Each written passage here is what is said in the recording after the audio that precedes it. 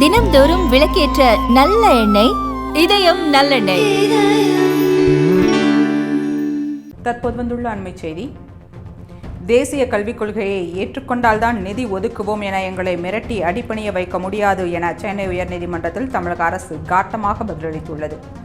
கட்டாய கல்வி உரிமை சட்டத்தின் கீழ் பொருளாதாரத்தில் பின்தங்கிய மாணவ மாணவியர்களுக்கு பள்ளிகளில் 25% இடஒதுக்கீடு வழங்க வேண்டும். அதற்காக தமிழக அரசு சார்பில் குறைவான தொகை மட்டுமே வழங்குவதாக தனியார் மற்றும் மெட்ரிக் பள்ளிகள் சார்பில் வழக்கு தொடரப்பட்டது. இந்த வழக்கை விசாரித்த சென்னை உயர்நீதிமன்றம் 2024-25 கல்வியாண்டில் கல்வி கட்டணமாக நிர்ணயித்த கட்டணத்தையும் 2025-26 கல்வியாண்டில் மாற்றியமைக்கப்பட்ட உயர்த்தப்பட்ட கல்வி கட்டணத்தையும் செலுத்த அரசுக்கு உத்தரவிட்டது. இந்நிலையில் கட்டாய கல்வி உரிமை சட்டத்தின் கீழ் தனியார் பள்ளிகளுக்கு வழங்க வேண்டிய கட்டணத்தை வழங்கவில்லை என கூறி தனியார் பள்ளிகள் சங்கம் சார்பில் நீதிமன்ற அவமதிப்பு வழக்கு தொடரப்பட்டது. இந்த வழக்கு நீதிபதி தண்டபாணி முன்பு விசாரணைக்கு வந்தது. நீதிமன்ற உத்தரவின்படி உரிய தொகை வழங்கப்படவில்லை என்று தனியார் பள்ளிகள் சங்கம் சார்பில் வாதிடப்பட்டது. கட்டாய கல்வி உரிமை சட்டத்தின் கீழ் 60% நிதியை மத்திய அரசு தர வேண்டும், 40% தொகையை மாநில அரசு வழங்க வேண்டும் என்ற விதி இருக்கிறது. ஆனால் தேசிய கல்விக் கொள்கைக்கு ஒப்புக்கொண்டால் மட்டுமே நிதி வழங்கப்படும் என மத்திய அரசு தெரிவிப்பதாக தமிழக அரசு தரப்பில் கூறப்பட்டது. அப்போது குறுக்கிட்ட நீதிபதி தேசிய கல்விக் கொள்கையை ஏற்றுக்கொண்டால் நிதி கொடுப்பார்களே என கேள்வி எழுப்பினார். அப்போது மத்திய அரசின் இந்த மிரட்டலுக்கு தமிழக அரசு அடிபணியாது, இது குறித்து உரிய அறிக்கை தாக்கல் செய்யப்படும் என தமிழக அரசு தரப்பில் பதில் அளிக்கப்பட்டது. இதையடுத்து இந்த வழக்கின் விசாரணையை அக்டோபர் 24 நீதிபதி ஒத்திவைத்தார். தற்போது வந்துள்ள அண்மை செய்தியை பார்த்துக் கொண்டிருக்கிறோம்.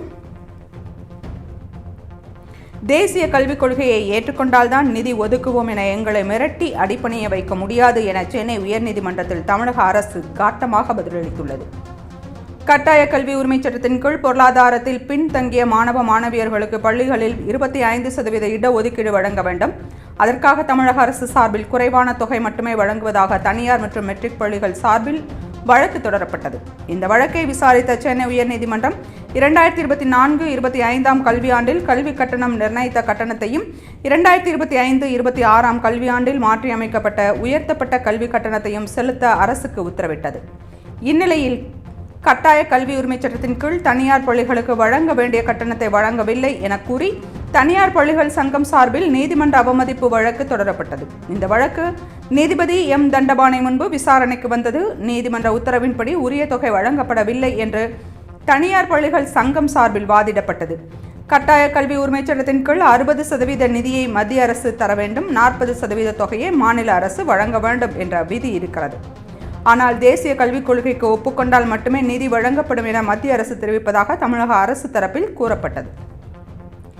அப்போது குறுக்கிட்ட நீதிபதி தேசிய கல்விக் கொள்கையை ஏற்றுக்கொண்டால் நிதி கொடுப்பார்களே என கேள்வி எழுப்பினார்.